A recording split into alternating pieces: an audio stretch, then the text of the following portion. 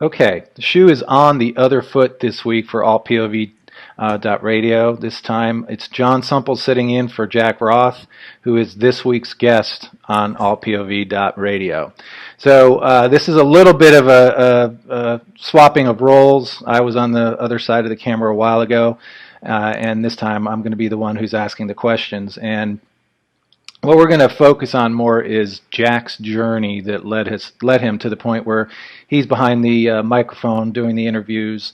And I'm not sure if everybody knows the wealth of knowledge that he has in this field of, I don't want to say ufology, but paranormal in particular, but most specifically the unexplained and the mysteries of life that are still being sought after for the right answers of the right questions. So Jack has no idea what I'm going to talk to him about. What we decided we were going to do is to have a conversation about his path and his history in this area.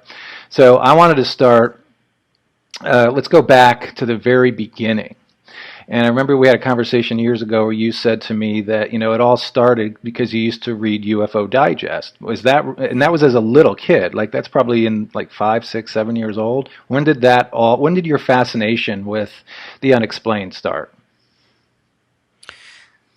Well, I remember, probably when I was about 12 years old, around that time period. I remember I used to, for some reason in the 70s, in the late 70s, I became very interested in UFO phenomena, and I think I had seen, I'm trying to remember, this is a while ago, but I remember seeing something and reading something about Betty and Barney Hill, and it fascinated me, and I remember I got a subscription to UFO, I think it was at the time UFO Digest, and basically, I remember getting that. I used to look forward to getting it every month, and I used to read it from cover to cover. And I always had this. It was a fascination, but it was almost like for me, I knew it was real. I knew that the phenomenon was a real phenomenon. I knew that the experiences that people were having were real. I felt connected to it somehow. I felt like I don't know, I don't want to say I had a role to play in the future, but I always knew that I was going to be interested in this stuff. And I think that's how. And I think with ghosts, I always thought it was neat. I was interested in it, but my first interest in that kind of thing was UFOs. What about like Loch Ness Monster and Bigfoot and things like that? Yeah, I used to, when you're that age, watching shows, on TV, and of course, things are a lot different now than they were then, but they still used to have specials on. They used to have this one show on, and there's no way I'm going to remember the name of it, but it might have been just called UFO. Mm-hmm. I think the name of the show was UFO, and I don't know if it came out in the late '60s or sometime in the '70s, where it was a drama about. I can't remember. It might have been a British show. It was such a long time ago. I was fascinated with this show because it was really neat. But of course, I grew up on Star Trek, and I really loved that show when I was a kid, when I was really small, 4, 5, 6 years old. I remember every day sitting in front of the TV at 4 o'clock in the basement and this is growing up in Brooklyn, and my mom used to put Star Trek on, and we used to watch Star Trek. And so I think I was always, they say that we're from the space generation, people who were born 1965 or in and around that time. And I always felt that I always had a strong fascination with space, and always like Gene Roddenberry in a way. I always felt that, there's absolutely more out there, and it's silly to think otherwise. So it was interesting too, the timing of something like Star Trek was right around the time of the space race, so it came out, I remember watching Star Trek, not when it was, I do remember watching it when it was on, I think it was on Friday nights, but I remember watching it more after school, like you were saying, at like 4 o'clock with some other shows that were in reruns. But it was one of those things that you always could catch Star Trek around. It was probably around the same time you were, because I was in the Tri-City area too. So it's probably on WPIX, Channel 11 in New York, something like that, or Channel 5. Yeah, 5 or 11, one of those two. Yeah, and you always used to, you know what, I think it was more like 6, because at 4 o'clock, I just get so nostalgic, but they used to have the 4 o'clock movie. It used to just be called the 4 o'clock movie. And I think, honestly, once every 2 weeks, the Blob was on. They always used to play the Blob. with Steve McQueen. But again, like really cool. This thing came down from space, but they used to have that and a lot of Godzilla movies. So I remember those. Creature and feature. Star Trek creature features. And stuff Chiller, like that. Chiller, the little hand, claymation hand that would come out of the ground. Yes. And I think that, and I remember Star Trek was probably 6 o'clock, I think. And again, this is a long time ago, but I think it was a little later, like dinner time, or maybe right after dinner. But anyway, yeah. And you're right. It was the space program. And that was so fascinating to people at the time who, no one had ever seen anything like that before. And the older generations, like, oh my God, we're going to walk on the moon. We're in space. So, it had, they say that you're very impressionable as a child at that age. And I was very impressed by it. And it did shape, it kind of molded. Now, I think part of it too had to do with my personality and who I am, as I've always been open-minded. Anyone could have told me anything and I still would have had an open mind about the phenomenon. I always would have believed that there was something to it. So you had that foundational belief system. You had mentioned earlier about the fact that you kind of believed that it was true. It was something that you believed in. So was that connection based on it made sense to you? It was like the first time you read UFO Digest or saw that TV show. Was it kind of like a connection to your mindset, or was it a fascination that you're diving into something new? I think it was connection to my mindset. I just think I was always, I don't know if it's a spiritual thing. I don't know if it's something, maybe when we're younger, we're still connected to what they call source. So maybe we have a different outlook on things. We're not as jaded. But I think I always just kind of knew. It was always like, of course. I would always think that in my mind when I would read stuff or see it. Now, again, stuff like Bigfoot and the Loch Ness Monster, you put that into, I guess you categorize everything, and I know it's unexplained. And what I found fascinating about that is that it was unexplained, right? That no one could find Bigfoot, that no one could, that people would see this monster in the water, but it was very rare. That's fascinating to any kid, right? Plus they're monsters. It's a dinosaur and it's a big ape, right? So it's cool. It's Chewbacca. Right. So there was a show, Unexplained Mysteries, too. Do you remember watching that show? Was that Leonard Nimoy? What was his show? His was, oh gosh. My goodness. Yeah, it escapes me. But no, Leonard Nimoy was, it'll come to me later. I can't believe I can't remember. But they had the other show as well. And that was, they used to talk about those Unexplained Mysteries, In Search of. Right. Was Leonard Nimoy, and that was phenomenal, and it was just, I guess, I feel lucky that I just innately I was a free thinker, and it's funny, I was brought up Roman Catholic, Italian in Brooklyn, go to church every Sunday, and just something innately in me was like I loved a lot of the imagery of it, and I loved the message of love, but there was something in me that's like there's something not quite right with this organized religion thing. I was always like this, just that it doesn't make sense, and it was, so I guess it comes from just trying to be objective about why couldn't something like that be real? Why aren't we believing in this? We're sending men to the moon right now, so if 100 years from now, why can't we? This just popped into my head as you were talking about that, and it might be something that, I don't know, maybe I'm onto some cultural thing here, but in back then we're talking like the mid 70s, right? Mid to late 70s. You only had, if you're lucky, depending on the market. We were in the New York market growing up, so I had New Haven, New York, and Boston channels that I picked up. So I was lucky that I had like 8 channels that I could watch. But you were pretty much limited to PBS, NBC, ABC, CBS, and like 2 or 3 independent channels, and that was it. Right. So when you think about those shows, that there wasn't a lot on. So on 7 o'clock on a Friday night, when these shows were usually on before prime time, so 7 o'clock on a Friday night, everybody had access to that show. So kids, of course, our generation may be predisposed to the idea of this unexplained mystery because we saw these shows because there was nothing else to watch. Right. Today's generation, they not only have 500 channels to watch, they have the internet that they can dive into. So their exposure is peripheral. Whereas for us, at that impressionable age, it was right in front of us, and we couldn't help but watch it. I remember Right. watching both of those shows, and then what was Van Donegan's movie, the big movie, Chariots of the Gods? Chariots of the Gods. A Yep. show like In Search Of kind of was bounced off of that show. It kind of was, there was a whole generation of TV shows that kind of followed that. So the Hmm. Chariots of the Gods, I remember watching that as a kid and just being blown away by what was being presented there. So I think that there might have been a bunch of impressionable kids in that 6 to 14-year-old range during the 70s that might have been watching a lot of this because it was on a lot. So all Right. the younger viewers that are watching this, us old folk that were children of the 70s, we watched this stuff because that's what was on.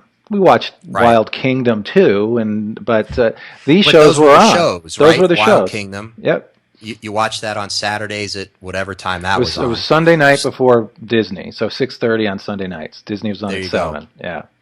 So yeah, no, those were the things. As us, our generation, we know what channels they were on. We knew what time they were on. You couldn't ask somebody who's 20 years old now, when they were 10 years old, what shows were on what channel, what day of the week, what time. They wouldn't know. You know, it just was this proliferation of information. So that's just a curious thing that popped in my head as we were talking about that. Maybe there's something to do with the fact that our generation was raised with this front and center. It wasn't a peripheral. It wasn't in the background. And strange enough, when it was on TV at those times, nobody was calling for it to be thrown off the air or conspiracy. It was just presented as information. You know, there wasn't all this clamor about those shows and whether or not they were true. It probably was to a certain extent because there was no social media, there was no sharing of information, but it wasn't national news. We were accepting Right. of it, much more accepting of it, watching that. And then I remember the TV show Project Blue Book, you know, which Yes. was, and I remember, I think it was only on for one season, but I remember watching it, and it was the investigation of, which I thought was kind of cool. Well, also TV was less sensational back then. Mm-hmm. So, things were a lot more straightforward. I remember In Search Of was always a very straightforward, serious show, and it just got down and dirty into the mystery, right? Mm-hmm. And it wasn't this, you didn't have 20 hillbillies running around a mountainside, and like today it's just absurd. So, Right. and I think also part of that too is so let's say you have shows like Star Trek. Star Wars had just come out in the theaters, huge sensation. Right. Then you also had Lost in Space. Yep. You also had, there was a show called Space 1999. I don't know if you remember that one. It was a really good show. Yeah. But then it was also real because here we're watching this space stuff, and then all of a sudden it's like, wait a minute, we are in space. Right. And there that was was a all lot new. of It's like, there was a lot of right. shows that there was also, I remember, Land of the Lost. Still shrunken down. What was the movie? The original movie with Interspace. The Interspace was based off of, where they inject the people into the body. I forget the name of that I don't one. remember that one. Valley of the Guangai, where they went back in time to see dinosaurs. So again, there was this stuff that was fantastical, that would be considered fantastical today, that at the time was just accepted as regular programming. You know, Right. it's probably fantasy based at the time, but again, that generation of younger people who were all into it, that kind of it shaped kind of our open mindedness, probably, for lack of a better word. So okay, we could talk about old TV shows for hours, but so I know about that part, and then I know about what happened in the mid '90s that kind of began you on the I guess the direct journey. Was there anything between that 10-year-old kid to that 30-year-old where there was exposure to more stuff in the paranormal and ufology world? Oddly enough, not much. I remember, the only thing I remember is hearing stories from my family and my grandmother, and that my aunt had an experience.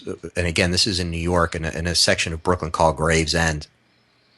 Gravesend is actually a book by that name about a famous haunting there, but that's a very old area of Brooklyn, and that's where a lot of the Dutch settled when they first came. So you're talking about 400-year-old graves in these graveyards, and I remember being riveted by, you sit around a table and there's a bunch of people talking about the old country, and my great grandmother would be like, oh, I remember I saw your great great uncle when he came back, and so you hear all these kind of stories about that, and they were. Again, you're talking about that generation and the European culture of they believed in this stuff. They really did. So, but for me personally, oddly enough, nothing at all. I remember being very interested in UFOs, but being frustrated because I never actually had seen anything. And as you know, it took 46 years for me to really see a definitive object in the sky that I could say is a UFO. So no, I just went on living my life, always open-minded, always up for reading really good books about this stuff and watching really good shows, but nothing. I think I was a little closed off, even though I was reading about it and watching it. I wasn't experiencing it. So I think I was still a little closed off to that part of actually stepping out and saying, wow, what if I did see a ghost? What if this did happen to me? And what might have been happening at that time too, because you dialed it down a little bit, and even if there were things going on around you, you weren't tuned into it. That's one of the things that's mentioned in the film that Rick Nelson mentions in our film. The Stan Romanek story is the idea that people go through life potentially experiencing or witnessing something that they write off or they don't recognize or they don't acknowledge because they're so consumed with their life. So maybe when we're not tuned in, things are happening around us, but it takes that kind of tap with the tuning fork to get that vibration, back on path. So your tuning fork was first, or maybe struck for the second time in I think it was 1995. Was that the first trip to New Orleans and the Myrtles Plantation? So I barely knew you then. We were friendly, but not good friends. But after that trip, we became, over the course of the next several months, really good friends. So tell us a little bit about, and it was a road trip with a couple of people from work. You wound up going to New Orleans for fun. But I also know that you were kind of driven. You wanted to go to the Myrtles Plantation because you had heard that it was the most haunted location in the United States. So you were like, let's check it out. It's not too far from New Orleans. So tell us about that journey and what happened there. Sure. Yeah, it was 1995 Memorial Day. I'll never forget that because we had a 3-day weekend at work, and you were my coworker. I just didn't know you that well at the time. We had met a couple times. I did. I had been to New Orleans once before, and I love New Orleans. It was a place that really spoke to me. I love history. Always loved history, and I said, well, why don't we? We were in Fort Lauderdale, and I said, why don't we take the road trip from there? Probably about 12-hour drive, so a lot, 11, 12 hours. I had been friendly with a couple of guys at work, and at the time, my girlfriend, who's now my wife, so she came as well, and one of her friends. We picked her up on our way to Orlando. So the whole idea was to enjoy New Orleans for the weekend, but then on our last night there, I think it was a 3 or 4 day weekend we took. But the last night there, I made reservations at the Myrtles Plantation because it was a bed and breakfast. But how I had heard about it's weird.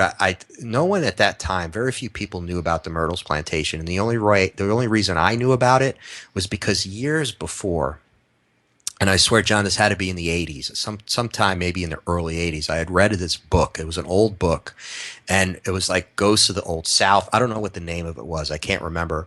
And there was a story about the Myrtles Plantation in there. And they had 2 or 3 stories, incredible stories, and it was supposed to be an extremely haunted place. That stuck with me for a long time, and I'd always wanted to go to some of these plantations because there's so much history there. So I said, well, that's a great way. We'll do that, and then that'll be fun. We'll spend the night in a haunted house. So we went to New Orleans, spent the first couple of nights in New Orleans, had a great time, partied. I mean, we were, in our 20s, had a great time. And then we drove about an hour, maybe an hour and a half to St. Francisville, which is where the Myrtles Plantation is. And we pull up to this plantation's old, beautiful, not huge plantation like you would think, but a plantation home. And from the second we got there, it was just strange. You knew this was something different than we had ever experienced before. And I guess in a nutshell, and we'll get into some detail, I'm sure, about the photographs, but we spent that afternoon, evening, and part of the next day at the Myrtles before driving back to New Orleans. And some things some interesting things happened while we were there, but nothing's so definitive. It's at one point we had smelled cigar smoke in the front porch area, in the front hallway area, which again, people had said, "Oh, this is one of the things that happens there is you smell cigar smoke, very sweet, almost like a cherry cigar smoke." And of course, we're just fascinated by the whole thing, and we slept. I didn't sleep very well because I knew so much about it because I had read about it. I knew at 3 o'clock every morning you're supposed to hear footsteps like on the staircase right outside where my bed was, where we were sleeping. So I was excited. I was worked up, but so I didn't really sleep very well. I was actually more scared than I thought I would be, which is interesting. I was a little worked up. But while there, took some photographs. And again, this is the time of film cameras, not digital. And I had black and white film and color film. And at the time, as you know, we were into photography. I was always really into photography. So I took a lot of pictures, just two reasons: just to take nice photos of this beautiful plantation, and also because I was told that go to places like just take photos. Obviously, take pictures. You never know what you're going to get. So but there was one more thing there though too. I remember you said you heard your name being called too. Wasn't that yeah. in the parlor, one of the parlors downstairs? Yeah, what happened was I was upstairs, and what had happened was Lisa and my wife and her friend had left. Her friend actually had an aunt who lived in the area, and I'll never forget this because the oddest thing, like she has an aunt in the middle of St. Francisville, Louisiana, but she actually went to visit her for an hour or so. So they went to do that. We were the only ones there at the time. There were no other guests because, again, it wasn't very. Today, it's hard to get reservations at the Myrtles because everyone knows about it. There's been a million shows. Back then, there's just this little sleepy little bed and breakfast place. And so I was there, and I was upstairs, and I remember walking out of the room and hearing specifically a girls laughing. And I thought it was kids at first. And but I said, well, maybe it's Lisa and Teresa. So I went downstairs and I saw one of my guy friends who was there with us, and I'm like, "Hey, are they here? Or did they left like a half hour ago?" There was no women on the property at the time. It was just the four of us, and then like the caretaker, whoever, this guy who was working in the gift shop. So there were, but I heard it, and I was like, "Oh, that's interesting that I heard that." And it was weird because now looking back on it, it was almost as if I thought it was coming from outside, because your mind has to make sense of things. Because there was no one standing in front of me, I assumed it was coming from outside. But afterwards, in retrospect, I really did hear it right next to me.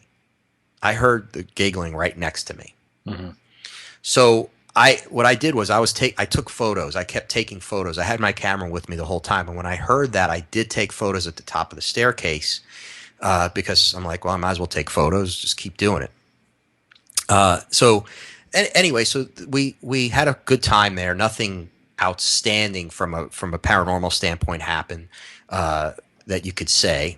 And we drove home, and then I had all this film from New Orleans and from there, and I got the film developed, and it must have been 3 or 4 days later. I remember I was already home from work.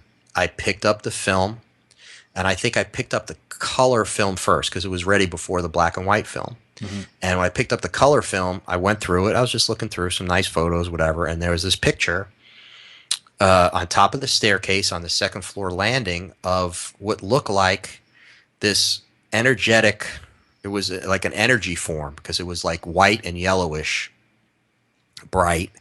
And it looked like the torso, half of a torso, head, and an arm. The arm was sticking out as if something was running out of the frame. And the torso, it looked like it was a dress, and it looked like the head was like some kind of a sun hat, or it's hard to really say what it was, but it was right there.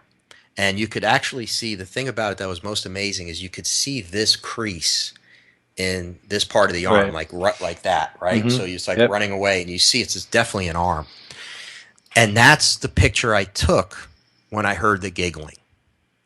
So now I'm like, oh my God. And again, the story of the plantation is a little bit of a backstory, is that there were two children who died there, brother and sister. And over the years, was it two sisters, it was a brother and sister, but they were poisoned by one of the slave women who lived there accidentally, who was actually having an affair with the man, the owner of the plantation, who was a judge.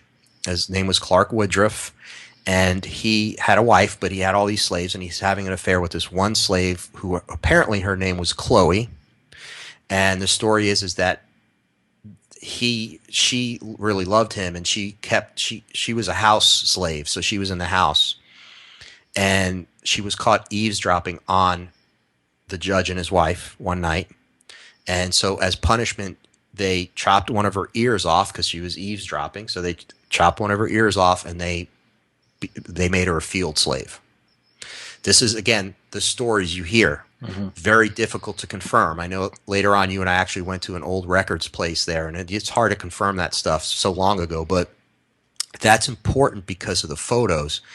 So so what she did was she tried to, what she thought she would do, this slave woman Chloe, was that she would, because she had her ear cut off, she wore a white turban around her head to cover it.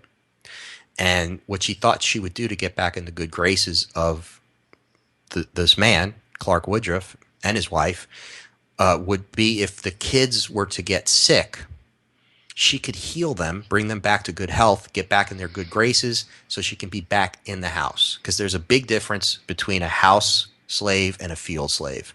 House slaves had it much better than the field slaves. Plus, she wanted to be closer to him. So she put some oleander into a birthday cake. It was one of their birthdays. I don't know if it was Clark Woodruff's. I can't remember the details. But she put too much in.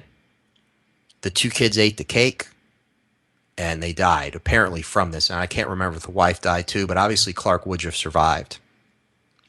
When the other slaves found out what happened and what she did, she confessed to some of the other slaves, I did this. This is not what I meant to do, because they loved the kids. The kids were great kids. They were so angry at her that they took her out behind the Myrtles plantation onto the swamp area there and hung her by a tree. This is the folklorish part of the background of this plantation. And I know you know it well, but it's important when we talk about the photos. So anyway, so this one photo is of this, what seems like this little girl or child running out of the frame. And then a couple of days later, so I remember, I don't know if did I show you those right away? Or I can't remember. I saw them both at the same time. So it must have been after you got the black and white. So I got the black and white photographs back a couple of days later. Now I'm really looking, because I know I have this photo and it's really interesting. And I know what's interesting, when you take a photograph or when you experience something, you know you're not faking it. You know what happened. You know what the situation was.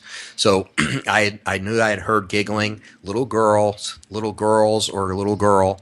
And then all of a sudden I take this photograph right there, and you see this little girl or child running out of the frame, like playing around. And then when I got the black and whites back, I was going through them, and I had taken a picture of the front of the plantation, just a nice wide shot of the plantation, the front facade, because it was beautiful. And I'm looking at it, and I'm like, what in the world? I could not believe my eyes. I couldn't believe what I was looking at. And coming out of one of the wrought iron, there was wrought iron pillars in the front of the house. And coming out of one of them is this image, this almost like this apparition. And we'll have the images. We'll have the images on the site as well, so people can see it. Perfect. Yeah, because they can really see it. An apparitional form of a woman, or what looks like a small woman in a white dress or something, black face, white turban around her head, very clear as day. Clear as day. It was pretty much a full form apparition. And so again, you put two and two together, and you're like, this Chloe. This could very well be that entity. who's supposed to haunt the place. And there were other images that have been taken over the years by other people that had not necessarily the exact same outfit, but the turban was definitely present. The black face was present. Some others that were shadows. But it's not like yours were the only ones that were ever documented and photographed. There's many other photos of other very strange photos that have been taken there over the years. But I want to stick to your story. I don't want to go down the whole Myrtle's plantation and the history of it and where it's evolved, because anybody who wants to have a unique experience, definitely go there. So I just want to kind of fast forward a little bit to, not to take away from the image, because again, we could spend an entire hour talking just about that.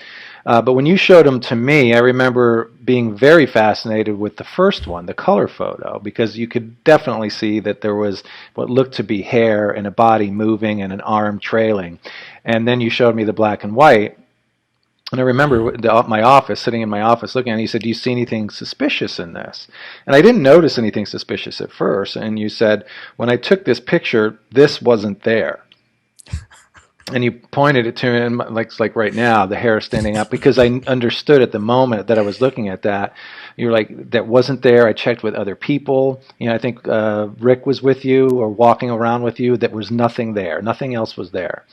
And you said, "I don't know what it is." And then your journey took you to, you wound up doing some research into this, and you wound up connecting with Andy, correct? He was one of the people that you reached out with to connect for validation of the images that you had captured. Correct. I knew I had to do something about this because I couldn't believe it, and I knew I had the real deal. 2 photos that were really good, and I had actually reached out to the University of North Carolina because I wanted to get, they had the parapsychology department there at the time. I don't know if they still do, but it was under William Roth, famous parapsychologist. You can look him up. He might have passed away. He was pretty old then. But anyway, he got back in touch with me and he said, "Well, I'm in North Carolina, but there's a gentleman who's like his protege, and he really respected him, who lives in Gainesville, which is not too far from you. And go see him. He'll talk to you, or to call him." So, and that person was Andrew Nichols, who I have had on the show. He was in one of our first podcasts, and he's a PhD parapsychologist. Is incredible, has an incredible understanding and outlook on this phenomenon, and has done a lot of great work. And he got some grants to go to Europe to. This is amazing, with William Roll, to do some investigation. So he's experienced a lot. But I went and I met him. And were you with me the first time? No. You weren't. Okay. The second time. So I went the first time and I said, we introduced ourselves, and I said, "Look, I'm just going to tell you the story. I'm going to show you these photos." He was blown away. And this talks, how subjective this is, but he was blown away by the black and white photo, because to him, he could see a form, and it reminded him of the Raynham Hall photo, the famous one from the 1930s, where the apparition is coming down the staircase in that old Raynham Hall in England. And it's black and white photo, and you can kind of see the form of this woman coming down the stairs. Well, he thought that was as good, if not better. He said there are a handful of photos that he considers to be truly amazing, phenomenal, compelling photographs that really do show something. And he said this was one of them. Mm-hmm. And I was just blown away, because I was like, wow, what did I capture here? And I loved the color one just as much. And he could, because it was just, it was more of a light form, right? Would you say it's kind of like a glowing light? He said, and other experts said, it was like plasma energy, which they're like, oh, we see that all the time. So not devaluing that it wasn't an energy that was captured, but that was more of a common paranormal image, in the sense that it captured energy. Right. So, and that was it. And that really was, then, as you know, you got involved, because we became good friends very quickly, and we started getting all these ideas of what we can do, what we were going to do. We're both creative. So we even back then, at that time in 1995, started talking about doing a documentary on the Myrtles plantation, doing a TV show with Andy, right? I mean, that's basically how it all started. But you and I went that next Thanksgiving. Incredible. which was amazing. But before that, to validate we'll get to that in a second because it takes it to a whole nother level. Um, one of the connections that I had was oh gosh, I'm drawing a blank. The family. Francis? No, Oh. the family, the Warrens. Oh, yeah. So they lived in Monroe, which was right next to, or I think it was Monroe or Richard. They lived right next to the town that I grew up in, Newtown, Sandy Hook, Connecticut. So they lived right next door, and so I was going up to visit family, and I said, "Can I take these photos, Jack, and see if I can reach out to them and connect with them?" And at the time, if anybody's familiar with paranormal investigations, they were internationally known as the husband and wife paranormal investigative team that has done presentations all over the world, have amazing evidence. They've written several books. They were it back in the 70s and 80s. They were like international, flown all over the world to share their investigative information, slideshows, and the whole thing. So I reached out to them before I went up and connected, and there was a little bit of a reluctance. It's kind of like another person just wants to come by, and I said, well, the images that I have been viewed by I think I mentioned William Roll and Lloyd Auerbach and Andy, just to make it sound like, wow, this is legit, you should look at it. So they agreed to have me drop by, gave me the address. So when I got there, I went and I knocked on the door, and at the time frame, the husband had some surgery. And the wife answered the door, and she said, well, he's not feeling very good today. And I said, well, I'm only up here for a couple of days. We spoke on the phone last week. And she was a little bit kind of like, well, let me see. He's kind of in a grumpy mood. So she said, okay, come on, only a few minutes, though, because he needs some rest. So I went inside and I said, I'm only here. I just wanted to share these with you because we thought they were interesting photos. So I showed him the color one first. And he's like, oh, that's interesting. There's a form there, definitely. There's no doubt about it. He says, but like Andy had said too, it's like electromagnetic energy. It's capture. He says, we see this a lot. This is energy. It's an energy field. So nothing special there. This is, in his words, a dime a dozen. So, and this is a guy that's seen everything, though. So you take it with that he has seen quite a few things in his day. But then I handed him the black and white photo, and he perked up, and he's like, wow, this is this. And I said, what do you see? And he said, is it this right here? And he's kind of circled his finger around the part of the image where the hovering body was. And he said, are there stairs right here? And I said, no, it's actually hovering above the porch in front of the stairs. So if you were to put somebody couldn't stand where this image was. If they did, there was probably a lip about this much on the porch that they could have stood on. But this was standing right in front of a pillar, right near the iron lattice work that was there for the stair or the porch. And he's like, this is an incredible photo. He said, in all my years of doing investigations, he said, this is probably one of the top 5 photos that I've ever seen. So again, there was this kind of like, I didn't want to get all excited in front of him, but I think I was pretty sure after I left, and this was before cell phone, so I didn't get a chance to call you right away, but I think I was doing the old fist pump thing in the cars that there was something there. So that kind of set us on the path of, well, maybe we should go back. So we went back on that weekend, and I'll let you kind of pick it up. So it was Thanksgiving, I think it was 96 or 97. It had to be 96. It had to be that next year.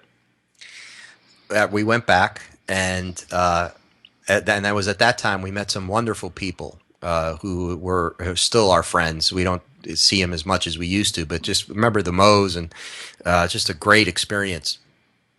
Excuse me. But what happened was, so now I was all excited to get you up there to see this, and one of the things that we had learned since the first time I was up there, through Dr. Nichols and some of these other researchers, so it's like, definitely bring your cameras, but also bring tape recorders. Try to get environmental readings. Try to, they told us all about this stuff, what to do, and I knew we had a couple tape recorders. And again, these weren't digital recorders. These were the days of tape, so you had the mini micros. They were micro cassette recorders, and we and John, I probably will forget some of what happened while we were there because it's all a blur to me of what happened. But one thing we did do, we there was a downstairs room it was a parlor, I guess, parlor area off of the main hallway downstairs, the front hall. And people had told us that the caretaker there and some of the people that had been there a long time, the stories that people talk about is they hear a ball bouncing. They would just hear a ball bouncing as if a child was playing with a ball. And then they also, so we were like, well, where do they hear it? And they hear it in the foyer. You hear it in this room. Okay, great. So we wound up putting a digital voice activated, I'm sorry, not digital, a micro cassette voice activated recorder on voice activation in this room and kept it there overnight. Mm. And then we just tell me what I'm forgetting. One of the things that we did, and this was important, and I don't want to say that I'm a skeptic because I'm not a skeptic, but I'm very serious about when you're doing an investigation, could there be outside anomalies that could create that? So one of the things that we did, and there was at first we were kind of like, wow, there's a lot of people here. This kind of sucks. Until we got to know them, and they were super nice people. But there was probably 20 people that were, well, not all staying there. There was some off-site, but they were all kind of gathered there. So there was a large group of people that were staying there. So it was noisy. And at nighttime, people wanted to stay up, and I think we were probably up till 2 or 3 in the morning, but decided, okay, we're going to go to bed now. And we put the recorder, and it was only you and I that did that, but I also put a piece of tape at the top of the door, just in case. Or it was a piece of tape or something with a piece of tape that we would see if the door was open. And nobody would have known that we had put it up there. So when we checked the next morning, the tape was there, grabbed the recorders, and remember we were going home that day. And so it was a long drive back. Actually, we were going to meet Andy on the way back. So we had to meet with him and talk. But, on the way back, I think you were sleeping, and I was listening, had the recorder playing. And didn't hear anything the whole time. I'm like, yeah, there's nothing here, just like kind of listening through it. Or did we hear? No, we did have the ball. We did hear the bouncing ball then. Yeah. So I woke you up. I remember you got to hear this. You got to hear this. It was at the end of the side of this. So an entire side of I think it was a 60-minute tape. So 30 minutes in, right at the very end, you hear no doors opening, but just like this, like bouncing. No creaking floorboards. It was wooden floor, no creaking floor, but then you hear the bouncing. We were all excited about that. Like pumped up. We got something. We shared it with Andy. I remember there was a long conversation about, what's next. He shared a lot of his stories with us, but it wasn't until a few days later that you were at work. Now you're no longer working at the same place I am. You're at a different place. And you were sharing the tape with one of your coworkers. And while you were on the phone with me, I could hear her in the background say, "There's something else on here," and you were like, "What are you talking about?" So go ahead and take it from there. Yeah, so I was playing the bouncing ball because I thought that was amazing because it fit with the story of this people hearing this little ball, a ball bouncing. So we thought that was incredible, and apparently while I was on the phone with you, she kept listening. And after that, we didn't go that far, because after we heard the ball, we thought, hey, we got the ball, and the ball stopped, and we thought, wow, got the ball.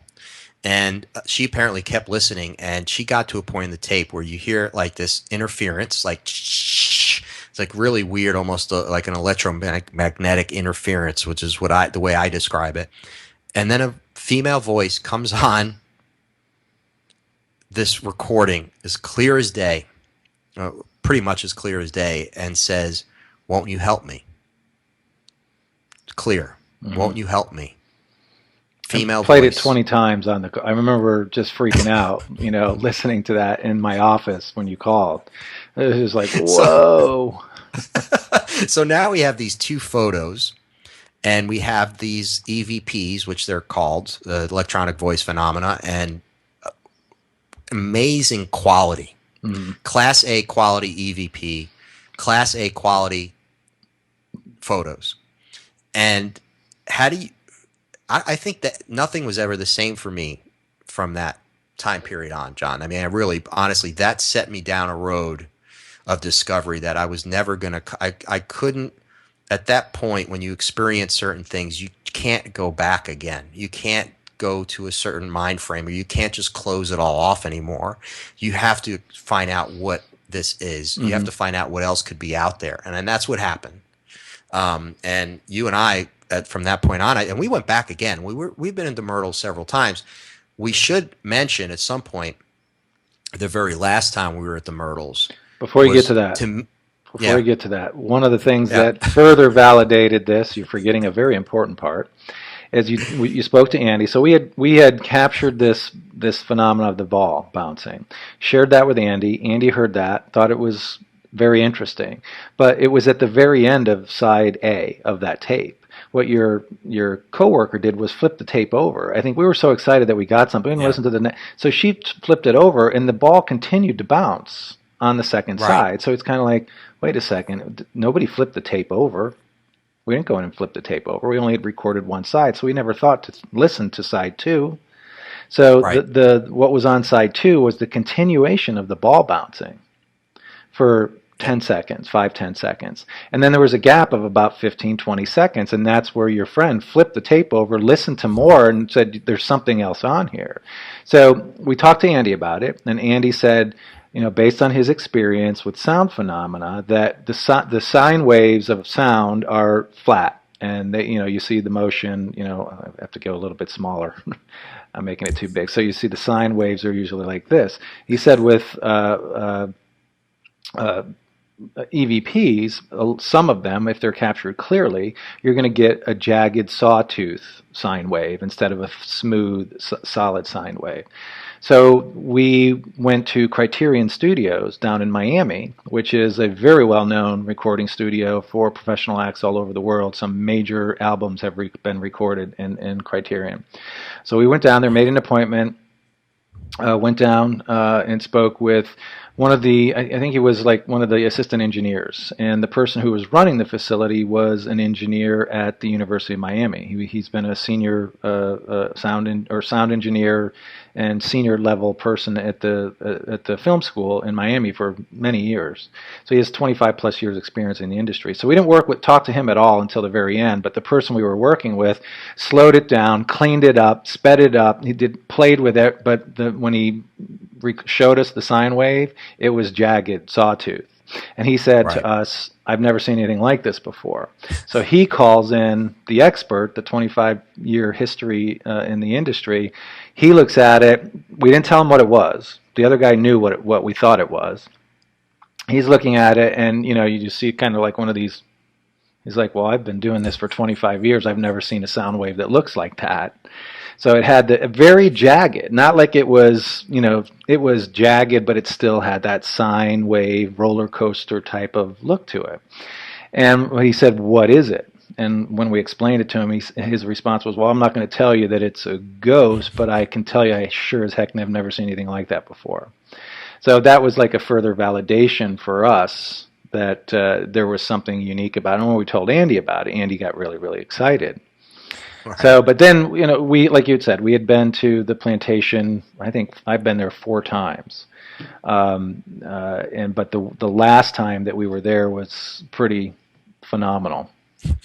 As far as that was frightening. That was one of the most unnerving experiences I've ever had. And at that point, I had done a lot. We had done a lot, and I had done a lot in other cities. And because going back there, that was only like about 7 years ago. 2007, I think, was when we went. So that's 12 years into your journey, right? So I guess we can.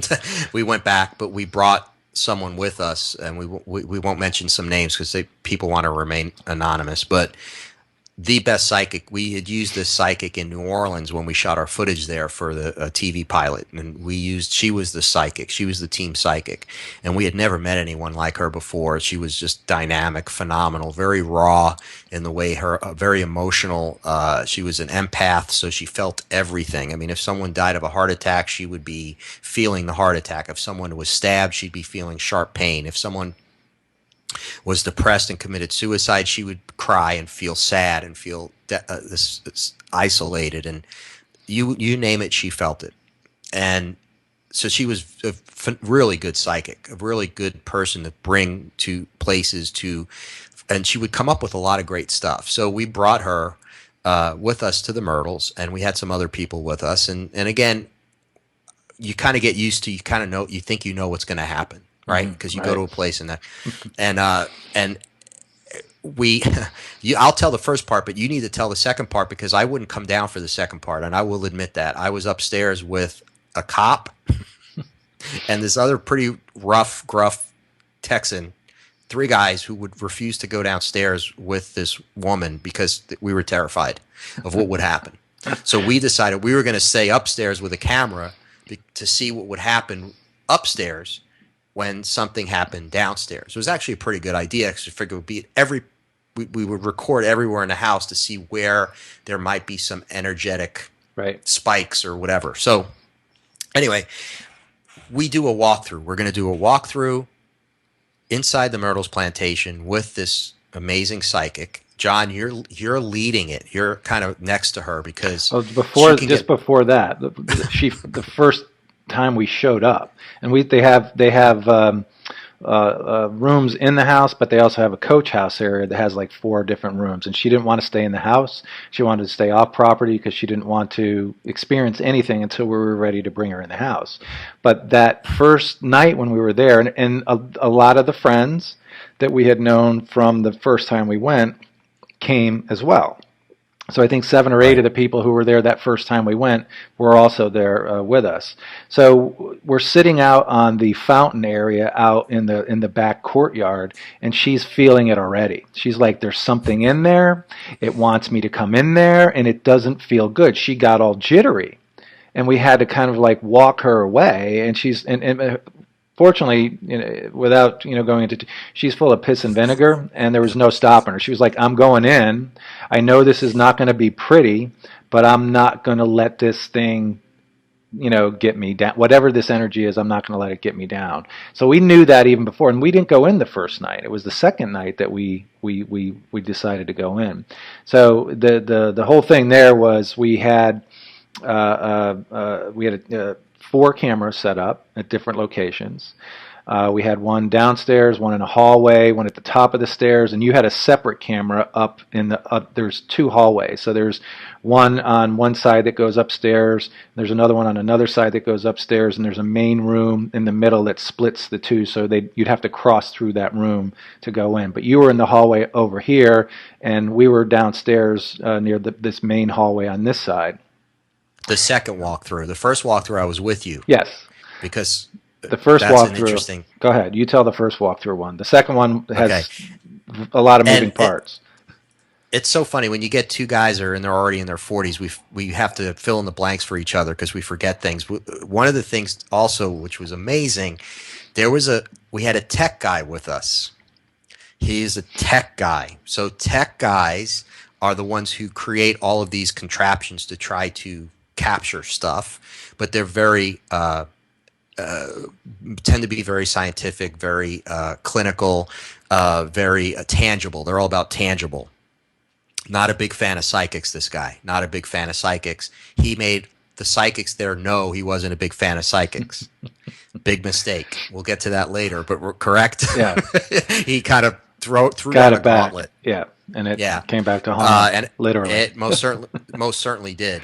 So anyway, so we go through the walkthrough. And John and I had done a lot of walkthroughs before. We keep it very quiet, only a couple people. We had a small group of people. Everyone who does the walkthrough has a piece of equipment with them, whether it's a tri-field meter, camera, a recorder. John was acted because with this particular psychic we're talking about, she's so raw, has such raw emotion, and she channels, she gets so into it that she does need guidance. She needs someone there to keep her grounded to a certain extent so we don't lose her completely. John's really good about that stuff. He doesn't get unnerved very easily. He's very even-keeled. And so John took that role of being right next to her and walking with her and kind of leading her and guiding her through the house. I was behind a little bit. I had a camera because I always have a camera. And we walked in, and you have the foyer, and then when you walk in through the back door, you walk in the foyer, and then to the left there's a dining room, the dining room. And so we walked in the dining room, and we were all standing around the dining room table. The psychic starts to get, how would you say, John? She starts to shiver, kind of gets freaked out a little bit, starts to feel. She's like, she's like, it's in there. I can feel it. And she goes, she was really concerned, right? Right. And she said, this room's a problem. There's a very nasty, and as it turns out, we found out really more about what it was. But at the time, she's like, she didn't want to go in there. It was a dark energy into what was the smoking room. So we're in the dining room, and there's a partition, there's a little, an archway, and then the smoking room. This was a smoking room for men only in the 1800s. Women were not allowed in the smoking room back then. Women who were pepper pots and women who were very strong-minded were certainly not allowed in the smoking room. Right? This is not how women behaved. It was the men's parlor and the women's parlor. One half was the women's parlor, the other half was the men's parlor, and there was a definite delineation between the two, and there was sliding doors that could be closed to separate the two. Right, and this was a cultural thing, certainly in the South as well. So here we have this very dynamic, modern woman, very confident in herself, very outgoing, and she'll challenge anyone or anything. So, but what happened when we were around the dining room table, which I felt fascinating because this had happened to me before, she was picking up on, all of a sudden, I felt my arm go ice cold. And I'm looking at my arm like, oh, God, I knew there was something going on. It was just tingly and icy. This psychic looks at me and says, yeah, you got the kids are next to you. Right, and John, tell me if I want to make sure I get this accurate. The little kids at this plantation, whoever they might be, 2 kids, went right by my arm, took hold of my arm. And there could be a couple of reasons for that. One of which is that I've been there before. I actually probably took a photo of one of them in that photo. Somehow they're, and I always tend to attract child entities because I just have I love kids, very playful with that whole, it's just, I'm safe, okay? They feel like I'm safe energy. So they took hold to me.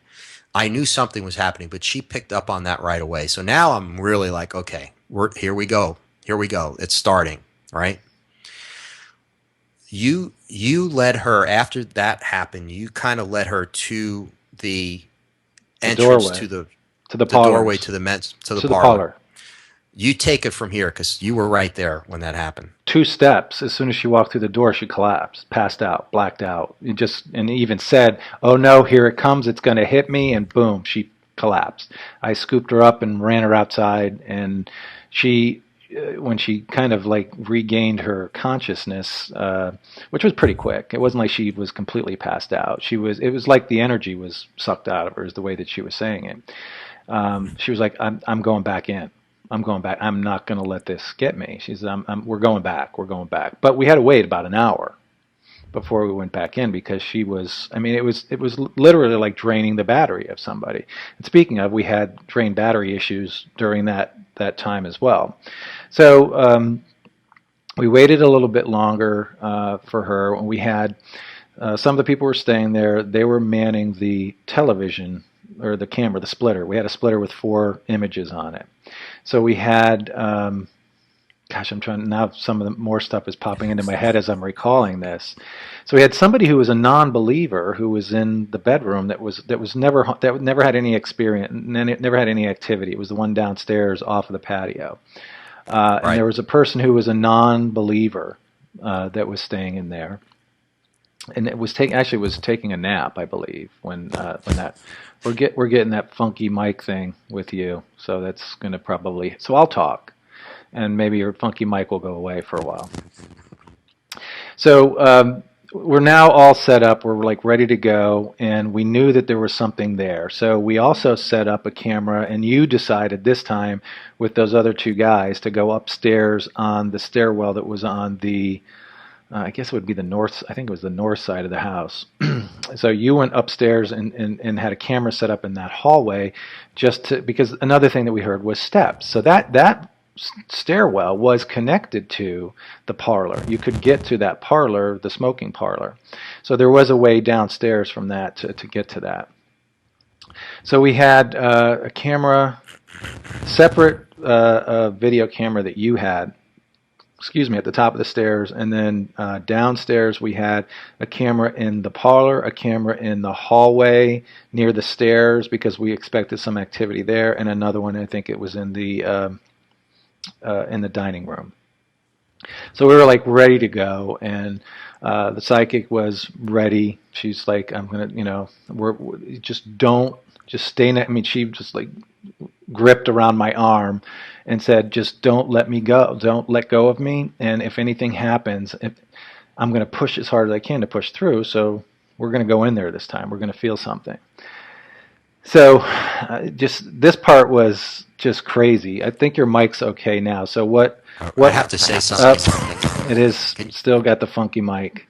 Still funky mic? Yeah. Maybe you have to talk through it. It'll eventually go away. We know this happens for whatever reason, but we're going to fix the funky mic someday. Once we figure it out.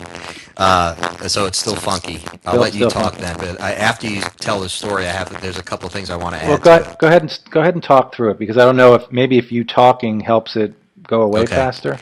Well, the reason I thought she died. I when she passed out, she was out, mm-hmm.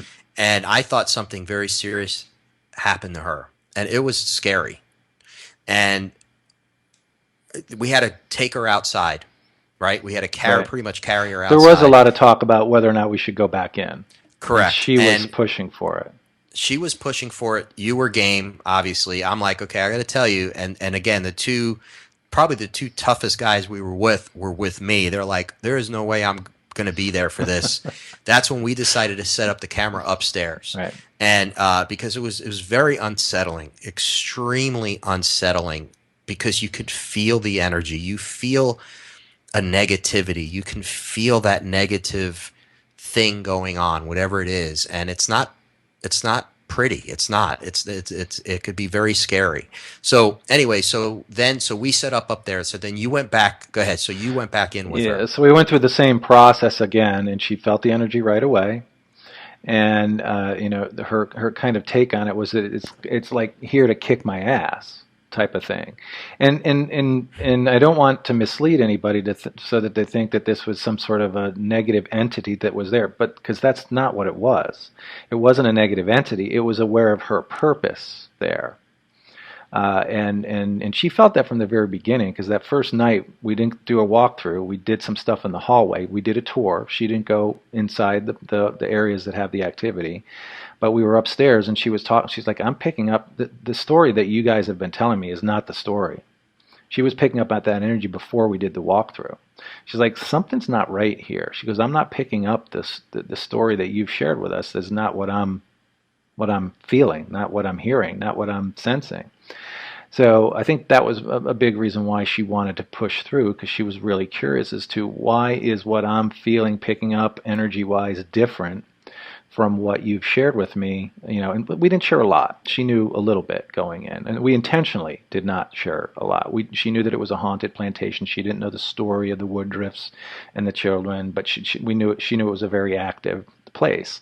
And we had shared that somebody had died here, and that we didn't name names. That the main thing we didn't do is give names, because we wanted to see if she could validate any of the information. She didn't come out and say, I know this person's name, I know that person's name, but there were circumstances that as she shared during her journey, that were dead on. But so we're going in. We have the TV sets set up outside. So there was 3 people that were sitting around that. There was the tech guy and 2 of the people who were visiting again that were there the first time that we were there. I remember it was chilly that night too when we were there. So there was this sense of, you can feel like it was cold, but yet you were like pumped up for what was going to happen. So the walkthrough with me, I don't remember who was with me, but there was only, I think, 2 other people I don't remember Yeah. who they were that were with me with her. So Right. there was four of us that went in. Once we crossed through the threshold from the dining room into the spot where she, it was going from the dining room right into the parlor. She took 2 steps in last time and caved.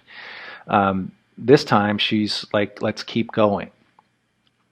So the area that, so you have the kitchen, the parlor behind, or not the kitchen, the dining area. Behind it was the parlor. Going to this side is the men's parlor, and behind the men's parlor is the cigar room. And then there's the stairwell, going up on this side that kind of splits that area. So you were set up on the stairwell up above, which was directly above the men's parlor area. And what separated you, which was right up above where the woman's parlor was the bedroom that was up on the second floor.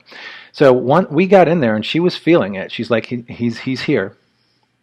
He's definitely here, and he's mad. He's mad at me. He's mad that I'm here. So she said, let's go. Let's keep going. So as we're walking in, all of a sudden, out of the blue, she's like collapses again as if she's been hit. And it was just like, and at the same exact time, and this was all corroborated, the same exact time that she was hit, or felt that she was hit. Not like a strong blow, but she said it's like this energy bowled me over. It's coming, here it comes, and then boom. She didn't pass out this time. She kind of like screamed and kind of went to one knee, and I again grabbed her, picked her up, and she didn't want to leave that time, but we're like, no, we're going to get out of here. So she goes, I know why, I know what happened. And then like didn't know what the heck she was talking about at that time. So we run outside. So what we found out once we went outside is that at the time that all happened, just before you heard the scream, you saw an orb. Mm-hmm. Visual, not just with the camera, and we captured it with the camera, but you saw it visually, and so did the other two people who were with you. And you were there also to try to see if you could hear steps on the stairs, which was another thing that was happening. We kind of had a good idea that something was going to happen with all of this energy collapsing. So you were directly above it. At the same time, outside by the monitors went nuts. They went all fuzzy, and the tech guy was like, what the hell's going on? All the cameras, it just went to like fuzz and blurry. So it was a splitter. So you could see, it was one monitor, but it had 4 quadrants. And he said all 4 quadrants just went haywire for about 15 seconds. The person who was sleeping in the other room that didn't believe in anything, I don't know if he was sleeping, but he said that he was going to step outside. And before he stepped outside, he said all of a sudden he felt like really tired.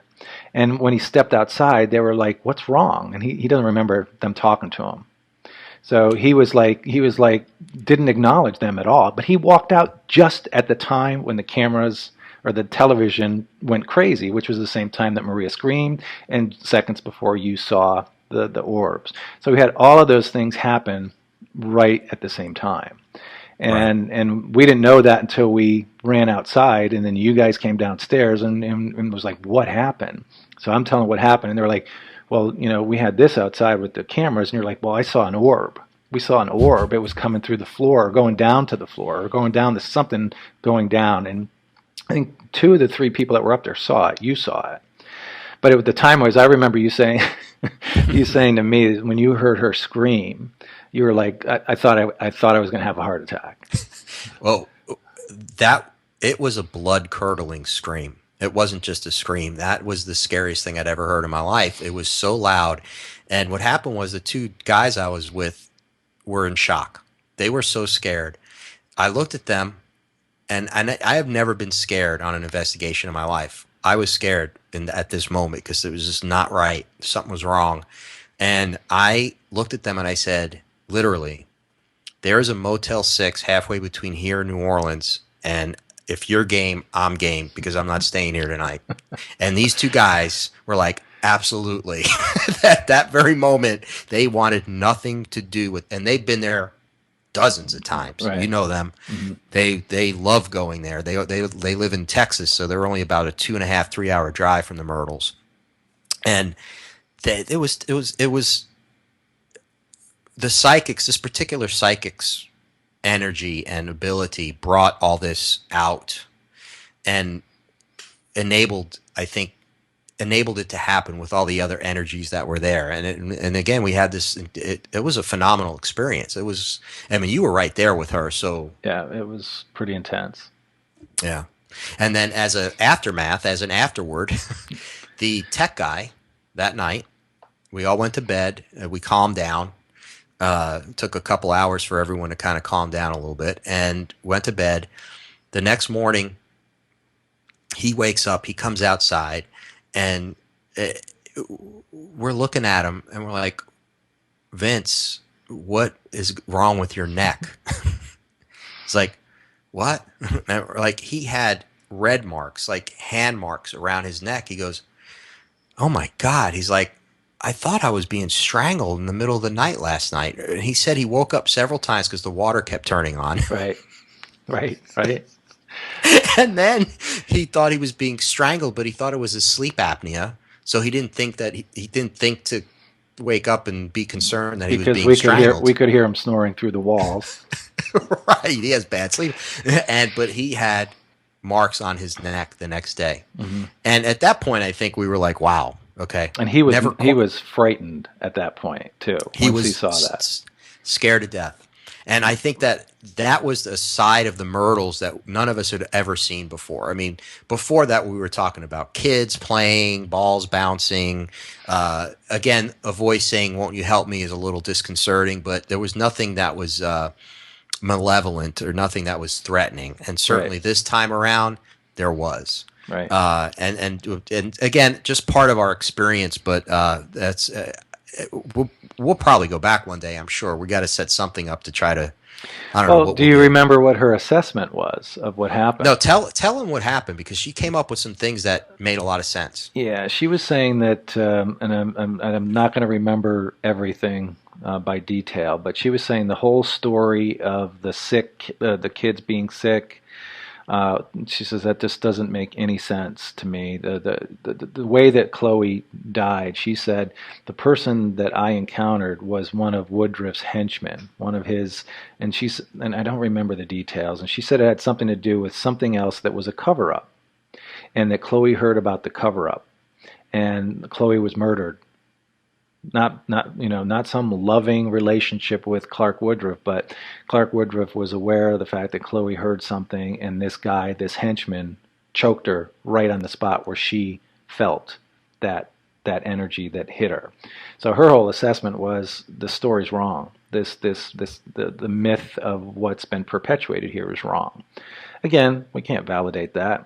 It's just what the energy she was picking up on, but it definitely made for a very unusual experience because it was visceral. Right. It wasn't somebody. It's one of those things where people are like, "Is this stuff real?" It's energy. There's something. When you have energy that doesn't necessarily resonate together, there was a conflict of some sort, and she explained, she goes, I never felt threatened like it was going to kill me. She says, what I felt was the energy of that moment with Chloe, that she was being attacked by this person and killed by her. So that was her kind of interpretation of what had happened in that moment. But it sure made for a very interesting weekend, to say the least. And I think the people who were there with us in the past, they were like, wow, we knew the story to be this, and now we've never had an experience ever like the one that we had that night. Well, we've only got like 15 more minutes, and I wanted to fast forward because after the first Myrtles Plantation experience, I want to fill in the blanks between that visit in 2007 and then the 1996 thing that we had experienced. We did the TV show. We talked about that in the previous, a pilot for a TV show. But you went on a journey of taking, doing tours in Orlando and Central Florida and doing road trip type of tours with people to do investigations. Right. Well, what I wanted to do was I wanted to document people's experiences, and I knew I would have experiences as well, but I wanted to provide an opportunity for people to experience an entire weekend somewhere where it was all about the paranormal, and of course filled in with meals and having some fun and that kind of thing, but make it like a paranormal weekend. And the there were so many places in and around the south and the southeast and the south and the middle part of the country, of the East Coast, that what happened was we started taking people to Savannah, New Orleans, St. Augustine, and eventually Gettysburg became one of the places that we would take people to. And I say we, depend on, you were there for some of them. One of our people we used to work with, Scott Flagg, also a technician. So we'd have different people with us, and we'd take them and we'd set the entire thing up. And we did it like a tour, like we were tour guides, but we were more than that. We would teach people the basics of paranormal field research and the basics and the information and the knowledge that we had obtained through the PhDs and the parapsychologists to really do it the right way. And the big thing I think for that is that what you were teaching was to respect the space and respect the technology that you were using. Not that it was some high-end stuff, but respect the space that you're in, respect the technologies there to do its job. Don't go in looking for something. And there was this, it was a very, I guess, holistic approach to a field investigation, as opposed to Ghostbusters with gadgets and gizmos and stuff like that. It was very respect the energy, respect, especially on battlefields. Right. That was very important, I thought. Well, yeah, and I it's good that you say that, because one of the things that I definitely wanted in this, because Dr. Nichols was kind of an advisor on to helping us to set some of these up, especially early on. And we would actually bring with us these questionnaires, these psychological questionnaires that Dr. Nichols and people like him and Lloyd Auerbach and William Rowe and Barry Taft use in their research when they interview people, to fill out these questionnaires and to fill out these profiles, psychological profiles. And what it was an attempt to set up mini laboratories to the best of our ability. Obviously, when you're not in a scientific laboratory, it's hard to set up those strict parameters. But what we wanted to do was I didn't want to just bring a bunch of yahoos out drinking beer and running through a graveyard. Absolutely, what it was going to have nothing to do with that, because there's enough of that out there. It's just silly, ridiculous stuff. And we also didn't want to get people all excited about dust particles on a digital camera. Mm-hmm. All right. So we wanted to objectively, with a critical eye, go through the entire weekend, set up experiments, have people have their space experiences, almost like meditate in certain parts of, let's say, a battlefield or a house. But we'd always have, at one point, we had an entire truck that was all filled with equipment that we brought to New Orleans and we brought to Gettysburg with us, that was filled with equipment. And that was Scott Flagg, who bought the truck to fill it up with equipment. And so it was a respectful way, not only respectful way, but it was it was the right way to try to go about documenting experiences, people's experiences. But during that time period, and this is many years that we did this, and I have reams and reams of boxes of stuff, of interviewing people, photographs, electronic voice phenomena, things of that nature. So many experiences over the years that you just, again, you keep going down this rabbit hole and you can't stop, and you're like, okay, well, what do we know now? What do we know now? But one of the things that it did culminate in, because we started to go to Gettysburg a lot. Gettysburg is one of those places where it's extremely active. It's extremely haunted because of the nature of what it is and where it is. Obviously, famous Civil War battle, 1863, 51,000 casualties in 3 days of fighting.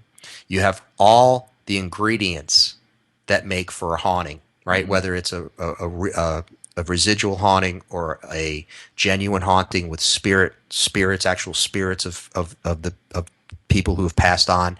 So and there's object hauntings there with a lot of the stuff that's still buried on the battlefield. So it was a perfect place to take people and document everything. I'm a writer by trade. I document, have people fill out all this stuff. We used to have, we would do an hour lecture before we did anything on the first day to teach people how to investigate. And then we'd also, wherever we went, we'd like to bring in a guest speaker who would perhaps knew the area really well, would had some books so they can sell their books, but that they could also learn from. So we wanted to make it a really all-around great experience for people, but also a very informative one where they can learn and grow from. And of course, as a result of that, we learned and we grew. So yeah, that we did that for a very long time. But the Gettysburg culminated in a book that is going to be coming out in October called "Ghost Soldiers of Gettysburg," and I co-wrote the book with Patrick Burke. And Patrick Burke, I met along the way in this journey a couple of years ago, and he was a battlefield expert. He's ex-military, so he's into the minutia of the military experience, a soldier's experience that they have in these places. So I thought it would be a great way to team up because he brought something to the table. I brought something to the table, that we would combine our experiences that we've had and create this book that would be, we wanted it to be very a combination of people's experiences, right? So eyewitness testimony, evidence, tangible evidence such as photographs and things like that. But also we wanted to delve into scientific theory. So we have several chapters that are just about electronic voice phenomena. We have a chapter about quantum theory, string theory. We go into the what's a residual haunting? What could this be? So we try to talk about all of this to create a balance that people can really enjoy and learn from, and it was a great experience. I haven't been to Gettysburg in a couple of years now, but I remember we went. I said, John, you got to go with us, and I want to tell people this because this is the kind of place Gettysburg is. You're known as, between the both of us, you're definitely more even keeled than I am, right? You're the one who went back in there with Maria. There was no way I was going back in there with Maria. So, I get more emotional, which is my nature. I said, you got to come to you got to experience this place. It's incredible. Things will happen. They happen all the time. It's amazing. We wound up one day, we walked on the third day, Pickett's Charge, that mile walk that the Confederate soldiers took, 16,000 of them took in the last day's battle to try to break the center of the Union line. They got decimated. It didn't work, and of course the Union won the battle and eventually the war. That was a turning point of the war. But it's a long walk, and when you actually do the walk and understand what was happening at that time, when these men had to walk side by side and in formation over a mile while being bombarded, first from cannon fire and then from bullets from guns, you can't help but be emotional. And I remember we were walking it, and I turned around and looked at you, and you were crying. You were very emotional. You were like, whoa, something just hit me. You can't help but feel the residual energy of that there, right? I mean, it was it was the intensity of being in a space where you realized how significant it was historically, but also how significant it was for the people that were there at that moment. When you're and I'm not a history buff. In Gettysburg, I was there as a little kid, and my brother was a huge history buff. My brother, big, huge Gettysburg fan. I could have cared less. And he, I think, punched me while we were there because I could have cared less. Very young. But going back that time and having people around me who could fill in the blanks and share the story of what it all meant, I looked at Gettysburg completely differently than I did as a kid, or even from learning about it in history. But when you're in that moment and you're doing the walk, knowing that at any moment anybody up on the ridge could have been firing down at you, and that there was no place to hide. And on top of that, knowing that where the road was, that they had specifically built, there was the gutters, and that they had to climb over these fences, which was brilliant. on behalf Right. of the North, that they had set it up in a way that as they were climbing, they were shot, and as they were shot, they fell into the gutters and just made it more difficult for people to cross. And just to get to that point was probably the most, was just, even thinking about it now, it's hard to talk about because even if you see it in movies, you can, drama of music and editing make it significant, but it's more powerful when you're walking for 20 minutes down the same pathway. So it was pretty powerful stuff. And it's that a strong emotional impact. And if you can imagine feeling that way now, how those soldiers must have felt when they were going through it, that emotional, intense emotional impact and feeling that they were having at the time is one of the reasons, one of the big reasons why that place is so haunted, because a lot of the theories associated with hauntings all go back to the emotional imprint of where something happened. So it's always a dramatic event, whether it's a suicide or it could be a happy event. It could be a wedding or strong love, right? Where people feel warm and fuzzy and you just feel this, wow, this place, you ever walk into a room, it feels good. Or you ever walk into a room, it feels really bad. Well, there's something to that. We leave behind energy, right? So, and we can get into that probably in another interview, but to really get into I think it's important to talk about just briefly because again we only have a few more minutes. But the whole idea behind one of the things that I learned by sitting down with Andy and talking with him is that he said that there's only a handful of types of hauntings, but most people think that it's spirit, disembodied spirit. And he said that, and this was going back again 15 years, and he said he'd been doing this for 25, so now imagine it's 35 years. He said, and I've only encountered a disembodied spirit, I can count it on one hand. He said, and I've been involved. This is my job. This is what I do. I do investigation. So to see a disembodied spirit is a rarity. And he said 98% of the time it's residual. It's either residual energy, which is an indelible imprint in time of some sort of energy event, whether, like you said, either positive or negative. And it takes a long time for that energy to dissipate. And he has shared that over time, eventually that energy could go away. He goes, is it 5 years? Is it 100 years? Is it 1,000 years? Don't know. But eventually that energy in that location, depending how significant it was, will eventually dissipate. It's no way to measure what that time frame is. So you have disembodied spirits, a rarity, the indelible imprints in time. And he also said that the other energies is like poltergeist. He says poltergeist energy is kinetic energy. It's a transference of energy, usually facilitated by someone present in the location. So we did an investigation. I went up to Ontario, Canada with him.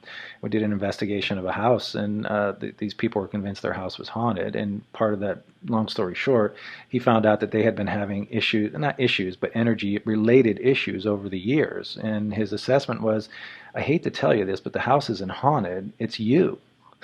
It's you're creating the energy around you. This house may have certain elements to it that manifest that energy even more. He said, but I hate to tell you, no matter where you go, you're going to have similar type of experience. He says this house may be more active because he said, for example, there could be running water underneath the house that's creating energy. It could have ley lines that cross over that make the energy a little bit more prevalent, and your energy interacting with that creates what's going on there. So he takes it strictly from a scientific point of view.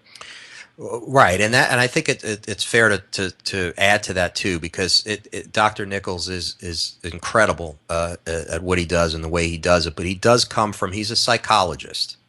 That's his discipline, and people tend to come from the discipline. He tends to go more towards we create, our mind creates. Poltergeist is perfect scenario for that because it's usually an adolescent child who's going through whatever an adolescent child goes through, to where the kinetic energy becomes a lot stronger, that manifest into these paranormal events, whether pots and pans flying across a room, chairs moving, things. A poltergeist is very physical. It causes floods, fires, in extreme cases. He's seen it all. But I think it's fair too, and we've debated this. The three of us have debated this a lot. I think a lot of hauntings our residual, there's a lot of residual energy. Obviously, there's residual energy almost anywhere you go. So a lot of hauntings, if you pick up on those certain frequencies of what's imprinted in the environment, you're going to experience a paranormal event. Whether you smell cigar smoke, whether you hear a gunshot, all right, I'm referring to Gettysburg. People hear gunshots. People hear cannon fire. People hear men screaming. I heard the rebel yell when I was there. I couldn't believe what I was hearing, but I heard the rebel yell.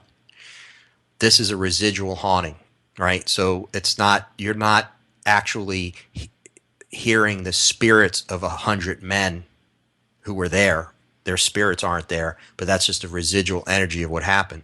But in all fairness, I think I believe that if there can be one authentic haunting or a spirit haunting, then there's a million of them. And what I'm saying is, spirit hauntings are also all over the place. But I think that sometimes it's hard to discern and differentiate between the type of haunting sometimes. But I think the one way that people really, if there's some type of an interaction where this consciousness or fragment of consciousness is trying to communicate, then you kind of know it's a genuine haunting. There's actually a spirit. And when we talk about spirit, and the way Andy talks about it too, is it's more a fragment of consciousness, right? Mm-hmm.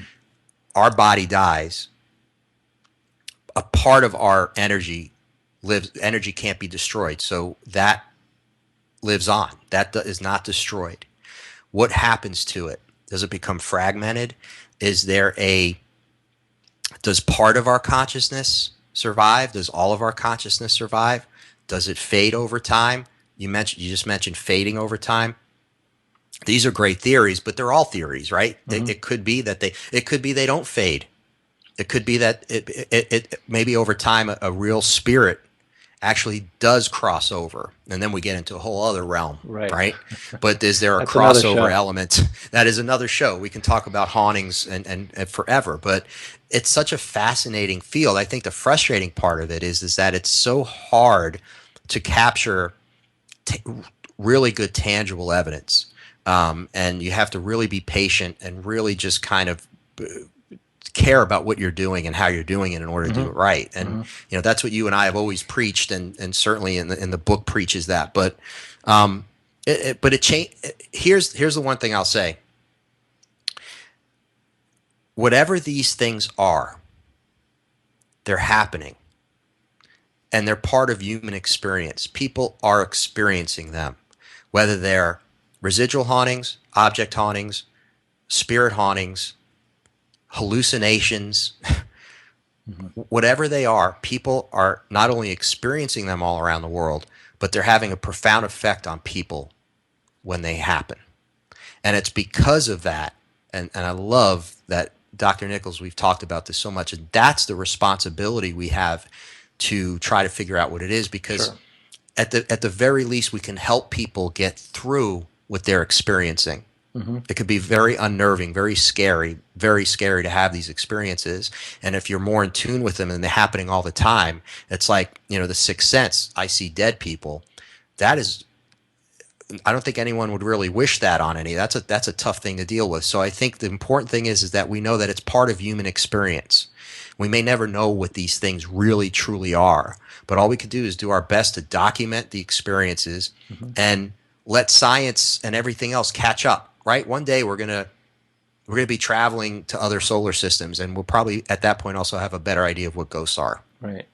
And truly, parapsychology is the study of that. So it's a science, and we shouldn't treat it as anything other than a science. So, and not give it the short shrift, which I know. That's a whole other conversation. I remember one of the fascinating things that Andy shared was there's been studies that have been done by parapsychologists where I think he said this was back in the 70s, where they created energy, and they did it through meditation, but they assigned this entity that they wanted to create a name. They gave it characteristics. I think there was a dozen or so people that were involved in this experiment, and they manifested the energy. That the energy became present with that history, with that relevance that they assigned to it. So he said that there is a strong belief, which goes into the Nikola Tesla world, that we can create energy. through processes that our mind can control.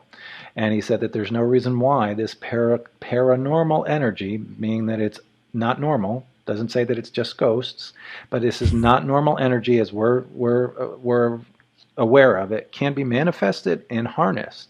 And he said, he goes, I know this sounds crazy. He said, but we could create energy from nothing. So that goes way out there, and it's just like, whoa. But like we said, what if this is true? It's worthy of exploration. Parapsychology is worthy of the exploration as to what that could be. Okay, I want you to. We need to wrap this up. So I want you to let people know about the book, and that we'll have a link associated with this. If anyone's interested in pre-ordering the book, when is the book going to be available? All right, the book will be available in October, towards Halloween, ironically enough, but around that time period. It's Llewellyn is the publisher. So if you go to Llewellyn, it's we'll have two the link. L's. We'll have the link. We'll have the link. Okay, yep, good. Don't have to worry about it. If you go to their page and you can either type in the name of the book, you can type in my name, whatever, that'll come up, and you can pre-order it. And it's called Ghost Soldiers of Gettysburg. And we're really excited about that. So, yeah, and I've had a chance to read the book when it was in, I think, early draft forms, and it was great. I mean, what I think was most, it's not like what you would expect a ghost book to be, because it is very practical information. It is not dramatic in any way. It's presenting real people and their real experiences told through expert eyes. So one of the things that I hope everybody picks up through the course of this, hour and a half, is that Jack is highly experienced, and in the paranormal world back in the day when he was doing it on a regular basis, he was highly respected and well known within the upper echelon of people who were running in those circles because of the integrity that was a part of that. So that's one of the reasons why I've hitched my star to him, is because he has that integrity, and I think adds a lot to the things that we've done in the past, have done, and will do in the future. So thank you for coming on altPOV.radio, and maybe we can have you on again in the future, if not next week. Thanks for having me. It seems like this is a really good show. Yeah, the host is fantastic. You'll have to listen in future episodes. It's really, really good. He's great. No, thanks, John. I had a lot of fun. This is fun. This is great. I love kind of conversing. We've had so many experiences together that it's great to talk about it, to share it. Yeah, so the people realize that, you get to the point where you've experienced so many different things that when you start to reflect on it, you realize that, it makes it really easy to ask the question, what if this is true? What if what we don't believe is reality? So, all good. I'll hand the reins back over to you. We can maybe even give a sneak preview who's coming next. I was going to say, let's do that. It's next week show will be Chuck Zukowski, and Chuck, great guy. We met Chuck years ago, but Chuck is talk about a respected, honorable guy, researcher. Lives in Colorado, and he's been researching not only UFO phenomenon, but a lot. He's known for cattle mutilation research, his cattle mutilation research, and he's done a lot of work in that area. And he was involved in the Stan Romanek case very early on when some of the first things were happening, and that's how I actually met him. But Chuck has his own. We'll talk about all that stuff, but he has a lot of great stories. He's been on a lot of TV shows lately too, because his work is so thorough, and he does it in such an objective way. Mm-hmm. And he's a former police officer, so he looks at things a certain way, and he investigates. He's an investigator. Right. So we'll have a great show next week for you when I interview him. Yeah, he's a fun guy. He is. It'll be very informative, and I think people have really enjoyed the dialogue. It'll be a great show. Okay, thank you very much, sir. You're welcome. Thank you. We'll see you on the other side. Okay, have a good night. All right, you too.